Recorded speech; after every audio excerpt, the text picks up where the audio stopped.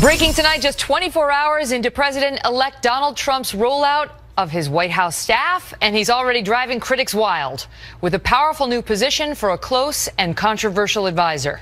Good evening and welcome to the Kelly File, everyone. I'm Megyn Kelly.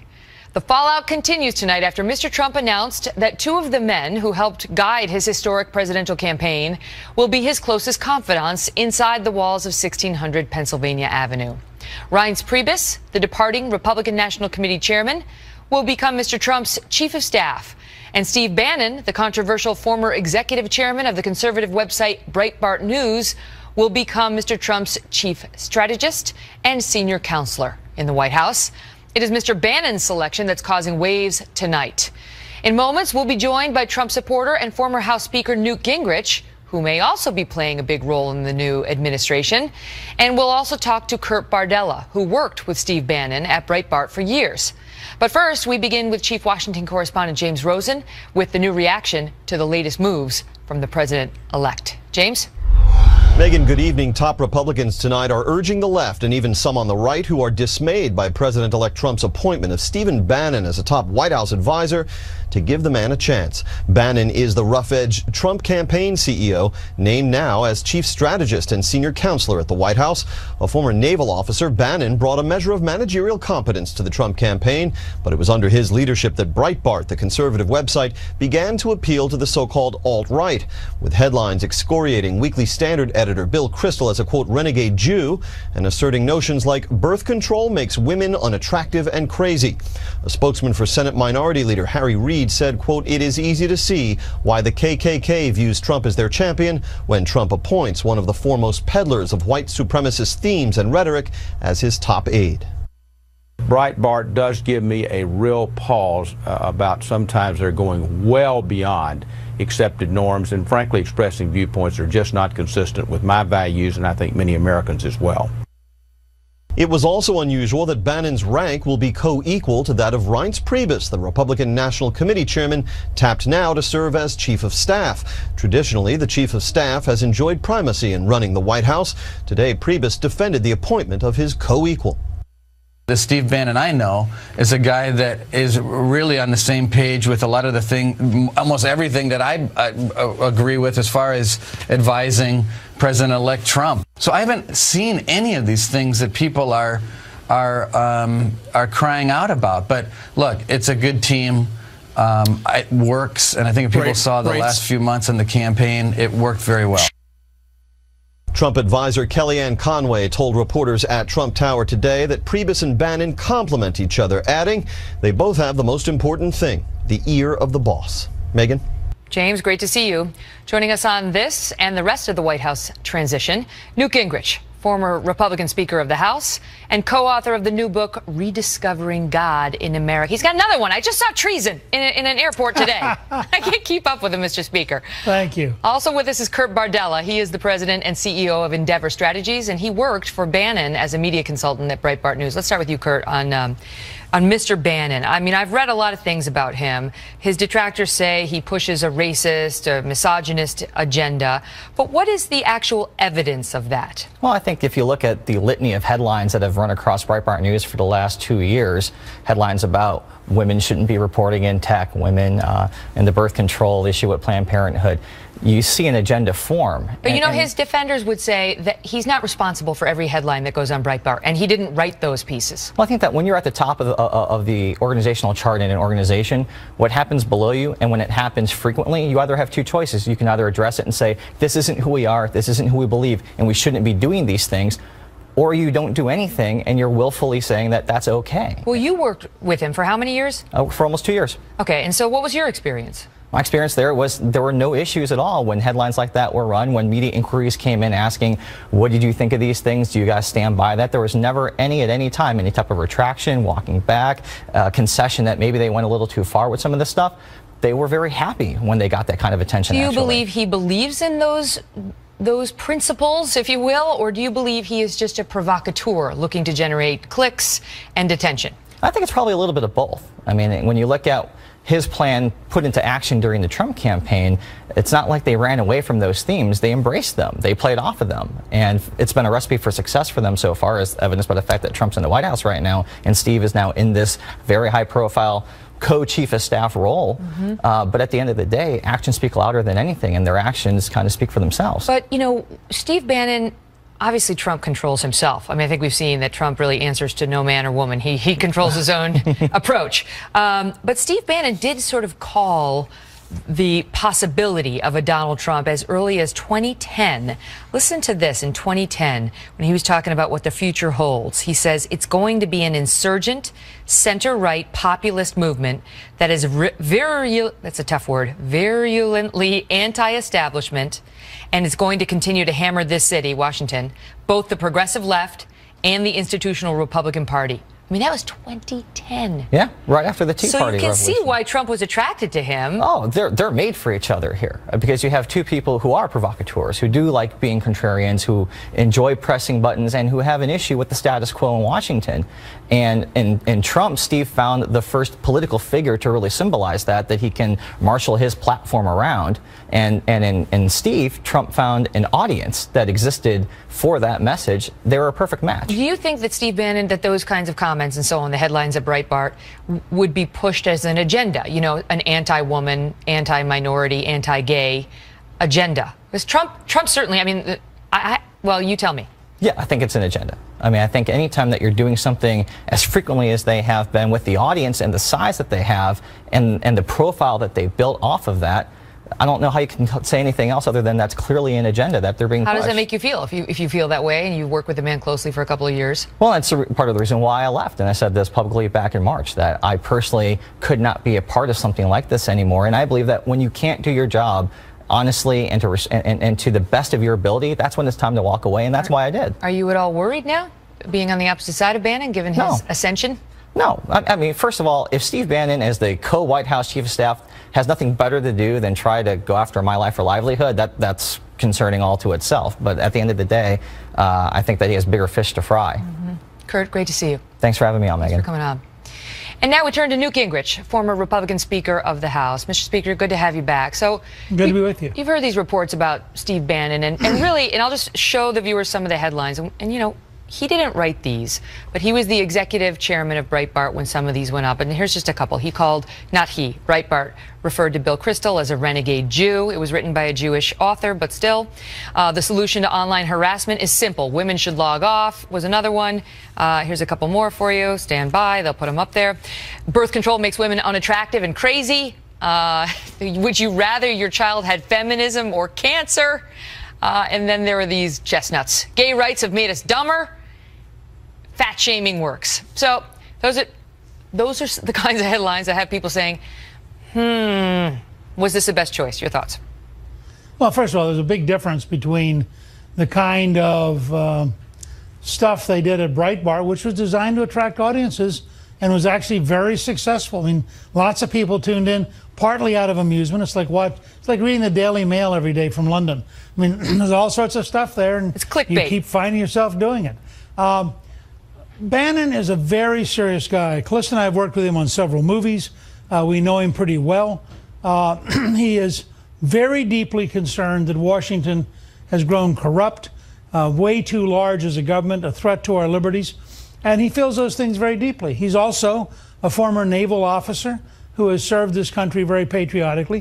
He played a big role in the election of Donald Trump. I thought what Trump did was frankly very smart.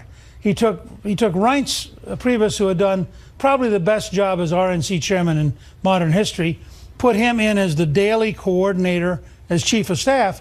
But then he said, look, I want a guy who's going to think about the fights we're going to be in, and who's going to be enthusiastic about those fights. And he gave, in some ways, he I think ended up giving Bannon the equivalent of the Karl Rove job or the Axelrod job in previous administrations. And that's what Bannon has said, that he's a fighter. Yeah. And he likes to bust up, you know, Washington. He doesn't like the establishment. And that's what Trump is. And that's what a lot of Trump's voters and supporters wanted. Now, let me ask you about the news on potential cabinet appointments. Tonight, the AP is reporting that Rudy Giuliani is the favorite. They're saying the favorite for Secretary of State. Do you have any information on that? I have no information, but if Rudy wants it, he'll get it. Rudy's probably been the closest surrogate. He and Senator Sessions have been the two closest surrogates to President-elect Trump. He has done a great job. He has worked his heart out. I thought he might prefer Attorney General, where he would be brilliant, or Homeland Security, where his experience at 9/11 would be great. I think it would be fabulous to have him as Secretary of State. He's already known worldwide. He is a great manager, and he would do a lot both to represent America, which is what we need, and to reform the State Department, which is what we need. So I'd be very enthusiastic if he picks Rudy to be Secretary of State. Some are saying Jeff Sessions will probably go Secretary of Defense, and that Laura Ingraham may be under consideration for either press secretary or another position in the administration, which she did not shoot down when she was on Tucker Carlson's new show today at 7, by the way. Possibly General Michael Flynn for NSA. And what about you, Mr. Speaker? Are you being considered for a position, and is there one you have your eye on? Well, I want to be the general planner, looking out over the next 8 years and trying to design how we fundamentally reshape the federal government. And that's a very broad job. The closest analogy probably is Harry Hopkins and the work he did for Franklin Delano Roosevelt. But let me say for a second about Sessions. Senator Sessions was the most loyal, the earliest supporter of Trump in Washington. He would be great as Attorney General because he spent 13 years in the Justice Department and was Attorney General of Alabama. He would also be tremendous at the Department of Defense. I would be very enthusiastic whatever he and the President-elect decide. Now, Trump is getting hit tonight in some corners because he is asking for top secret clearance for his children in the Trump administration. And the conflict, his detractors say, is that he has said his children, his adult children, are going to be running the Trump organization, and that it would be inappropriate or wrong to have them maintain this active business interest with international ties and both have access to top secret information. Do they have a point? Look, I think when you look at how Hillary Clinton totally abused the system, I would sure trust Ivanka or Donald or Don Jr. or Eric a heck of a lot more than Hillary Clinton. And I think that they would keep the secrets. The objective fact is this is a president-elect who is going to rely very closely on his family, including Jared Kushner, Ivanka's husband. The four of them really form his brain trust. These are people he trusts, he loves, he feels comfortable with. I think the President of the United States ought to be able to designate the people he wants advice from. And I think that these four are going to be tremendous asset to the United States of America. But just to press you once more on that, the critics are suggesting that not necessarily that they couldn't be trusted to not reveal the top secret information, but that it poses an interesting dilemma, a conflict for them in making business decisions about foreign countries that they actually have some top secret knowledge about. I'll tell you what, the first time they come in with a $25 million check from the Saudis, or they come in with $1 million birthday check from Qatar, or they come in with special deals from a variety of international people, precisely like Bill Clinton, for a long time, know about that. I'll start to worry. Well, of course you could. I'll start to worry about it. But I think we wouldn't know about that. Historically, we were a country where people like John Foster Dulles could be a great international lawyer and a very powerful Secretary of State. Historically, we thought you had to have people who were competent and knew things, and they actually could work together. It's only in the last 30 or 40 years we've gotten into this wacky idea that if you actually know something and succeed at something, you're probably not appropriately involved in government. So you end up with people in government who don't know anything and can't do anything.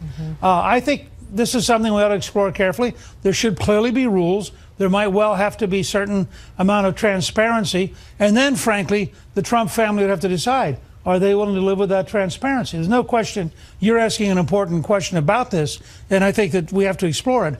But in principle, having the president have an ability to talk candidly with people who are very, very close to him, I think is a good thing, not a bad thing. Mr. Speaker, thank you for being here, and congratulations. Congratulations on Donald Trump's win.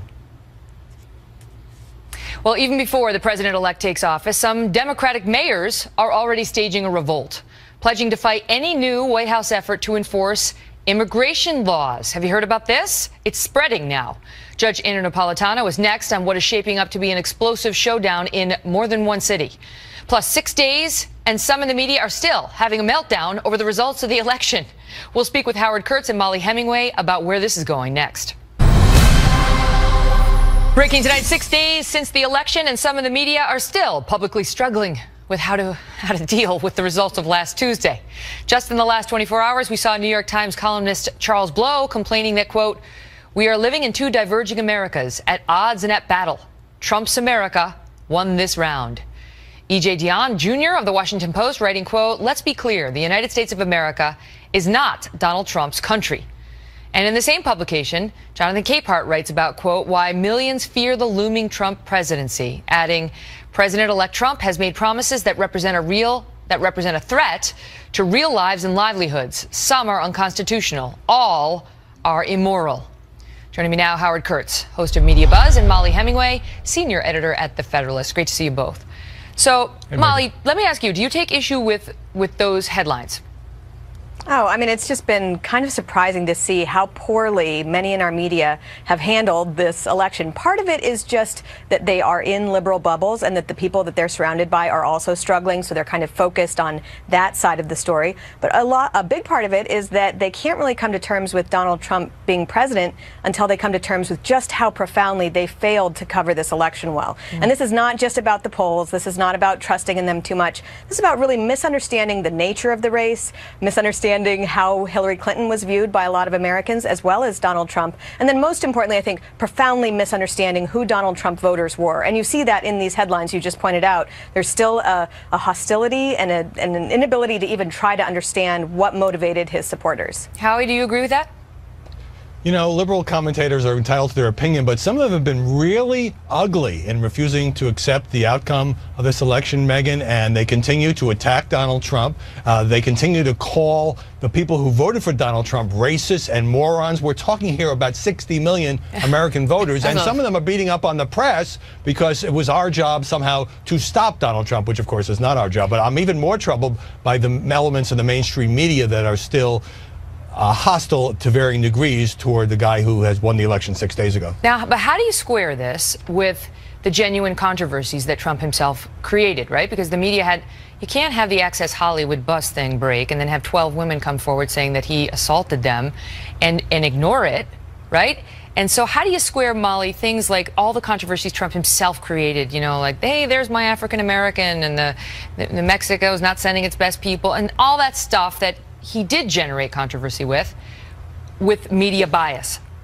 Well, all of those things are real, and everybody is very familiar with all of Donald Trump's weaknesses. This is where I think it gets back to the fundamentals of the race and what actually motivated voters. I mean, one of the things that was interesting about the Hillary Clinton campaign is that they wanted to focus on Donald Trump's personality, and that did make for very good copy and very good TV, and there's a reason why we focus on it, because it's very dramatic. At the same time, there were serious policy issues in play, support for his plans on immigration, foreign policy, economic policy, as well as something that I think even, you know, many people who did kind of pick up on these things didn't realize, which is a very big frustration with political correctness itself. And people are just kind of sick of that kind of focus, and they're punching back.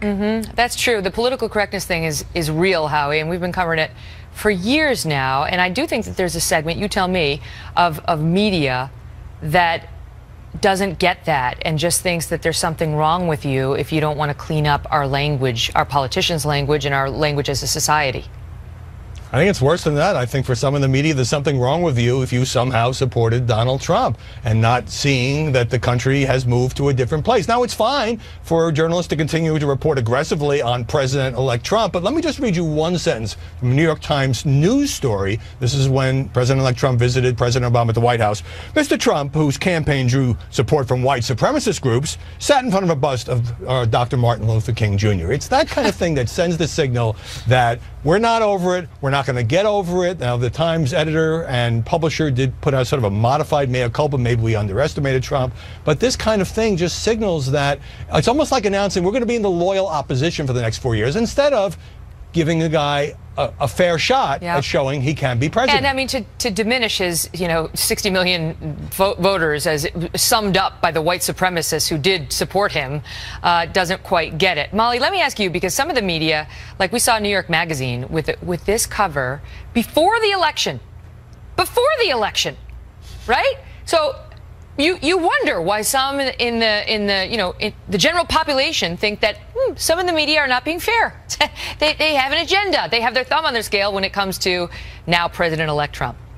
Well, and I mean, clearly they did, and people were very overt about that, and there's actually a benefit to that. We had a lot of people come out and just admit that they thought that their job was to keep Donald Trump from becoming president and to help Hillary Clinton get into office. It's good to know where people stand. Unfortunately, there's been, therefore, a complete destruction of that trust relationship between viewers, readers, listeners, and the media. And so the media need to do a very good job of, first of all, coming to terms with just how serious the failure was. And they really need to start doing that quickly because it hasn't happened yet. Then they also need to just start reporting the news and not telling people what to think about it. Their spin is not nearly as crafty as they think it is, and people are seeing through it. And well, then more than they anything, may be out of touch with, flyover country, real Americans. Well, not that you're not a real American on the coast, but just Americans who live in the heartland who just have different values and see the world differently yes, than the people media surround themselves with.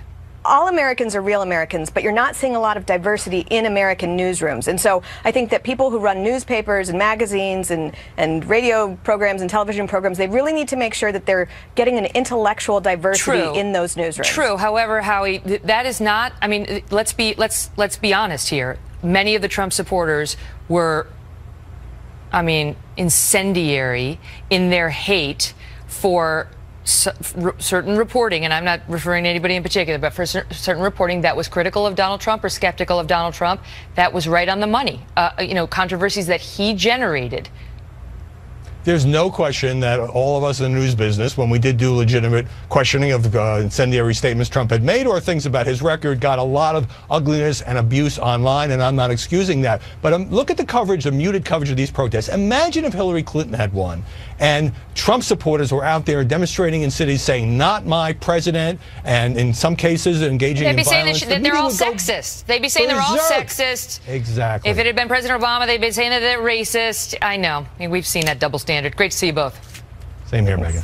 So 2 weeks ago, President Obama was telling the world that Donald Trump was unfit for office. Just ahead, we'll show you what happened when reporters today asked Mr. Obama if he stands by that statement. Plus, some Democratic mayors are now threatening to go to war with the Trump White House over any new federal effort to crack down on sanctuary cities. Judge Andrew Napolitano is here on the legal fight, and then David Wohl and Julie Roginski join us on the political fallout next. A defiant message to President-elect Donald Trump from a former White House chief of staff. Chicago Mayor Rahm Emanuel suggesting in a news conference today that Chicago will remain a so-called sanctuary city. Police are not obligated to cooperate with immigration officials, or so say their local leaders. Trace Gallagher is live in our West Coast newsroom with the report. Trace? Megan, today marks the third time since Donald Trump was elected president that Mayor Rahm Emanuel has publicly pushed back against Trump's immigration policies. Watch.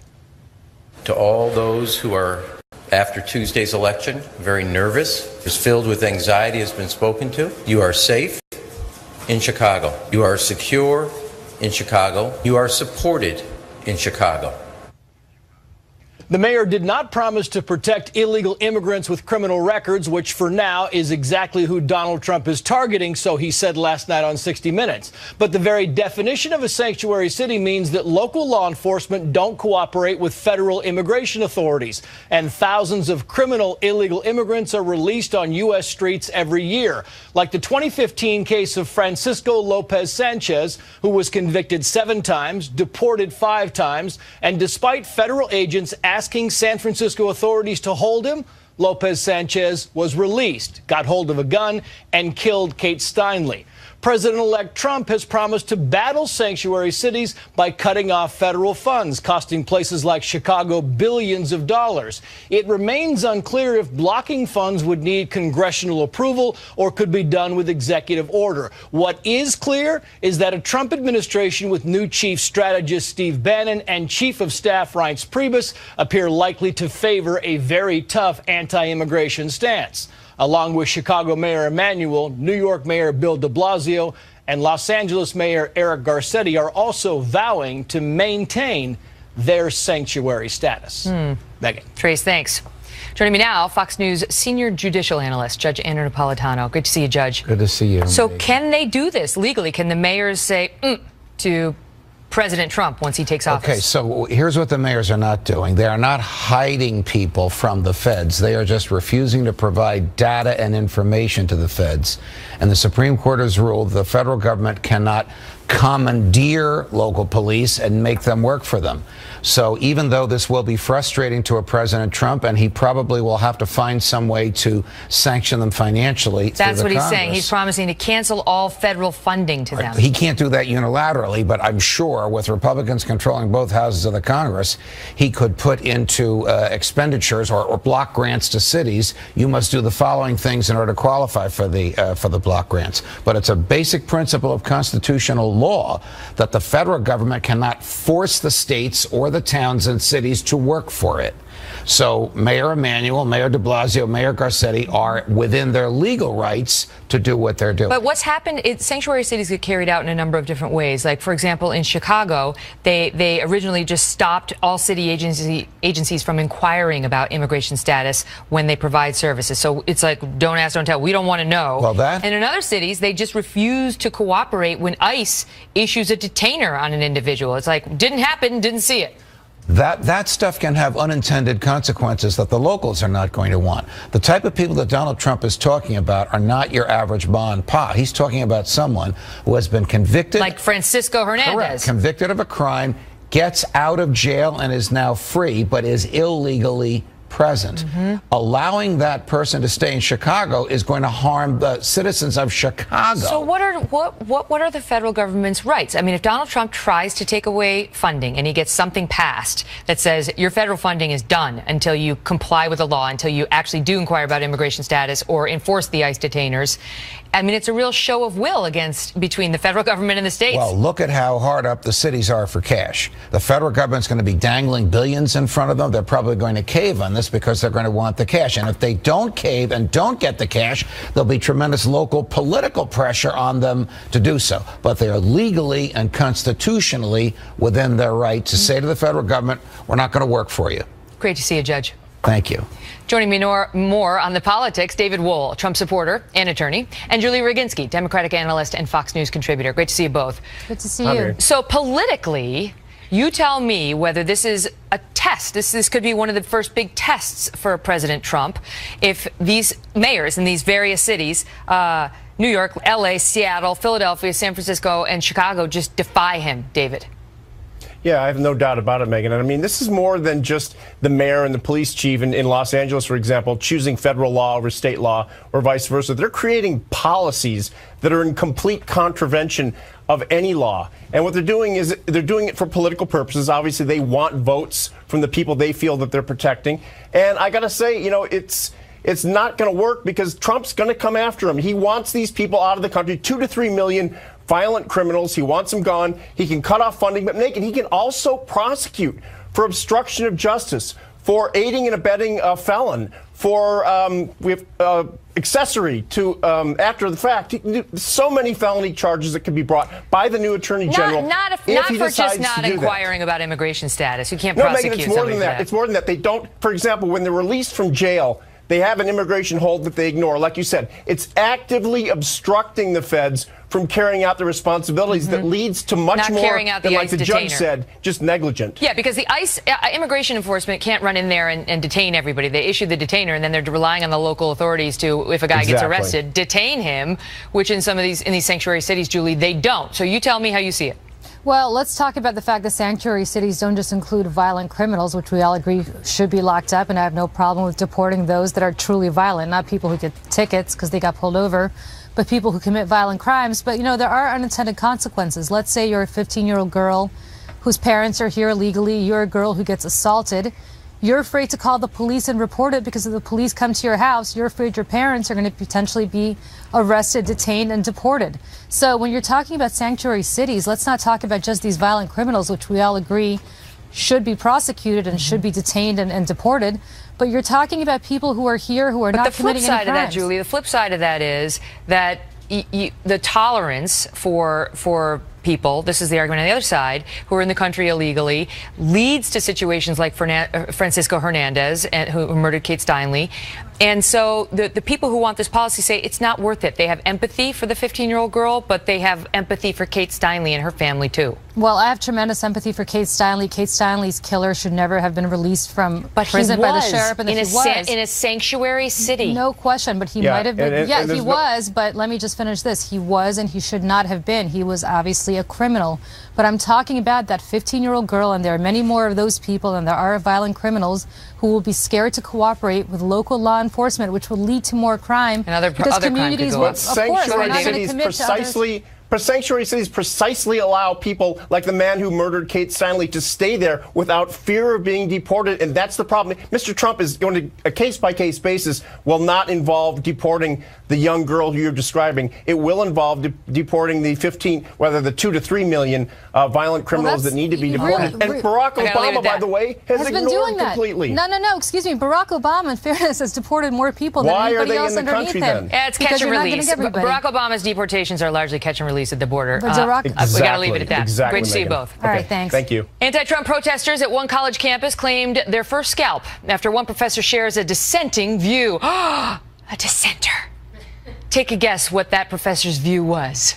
We'll show you what happened. And up next, see what happened when reporters asked Mr. Obama if he still thinks President-elect Trump is unfit for office. Now that you've spent time with him, sitting down and talking to him for an hour and a half in the Oval Office, do you now think that President-elect Trump is qualified to be president?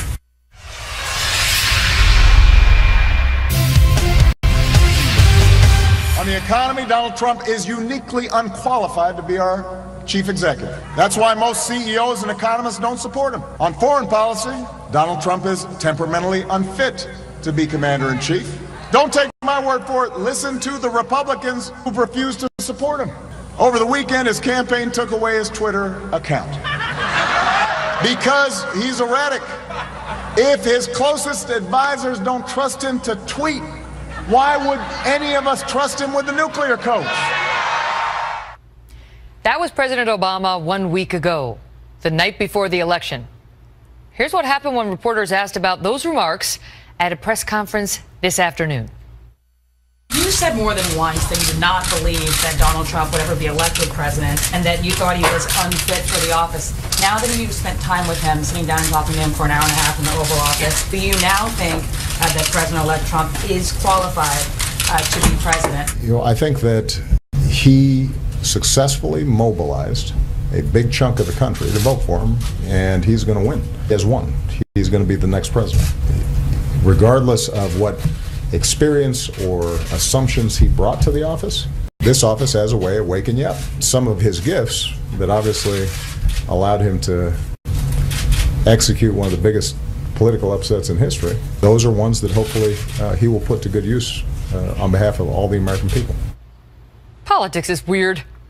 Mo Alithi is the founding executive director of the Georgetown University Institute of Politics and Public Service, and Carl Higbie is the spokesperson for the Great America PAC. Great to see you both. Not anymore, Megan. Oh, not anymore? No. Are you moving into the administration? No, not yet. But the PAC dissolved that day after, so I can say whatever I want. Yeah, what am I saying? Yeah, I predict a future in the administration for Carl Higbie. You heard it here first. Well, we'll see. I know nothing. I just am predicting. Okay, let me ask you, Mo, I actually thought President Obama's willingness to sound a more conciliatory, hopeful tone about Donald Trump, who he clearly does not like, spoke well of him. What'd you think? Yeah, I agree. Look, I don't think there's any question that President Obama was not a fan of Donald Trump heading into the election. Nor vice versa. Or vice versa. I think I'm putting it very mildly to say that. But I think everything he has said since then has been exactly what he should say. Mm-hmm. It is his job. It is his responsibility to oversee a strong transition to the new president-elect. And he and his staff have been doing everything they can to make sure that transition goes well. He can be asked as many times as people want to ask him if what he thinks of the president-elect. That's irrelevant at this point. It's his responsibility to make sure the transition goes well. Yep. I think that is what he's doing, and I think he did a good job of pointing to try to ease some of the concerns that Americans have. By pointing out some of the strengths that Donald Trump may bring to the office. And also suggesting that the office can lift you up and can change you in a way that's beneficial for the country.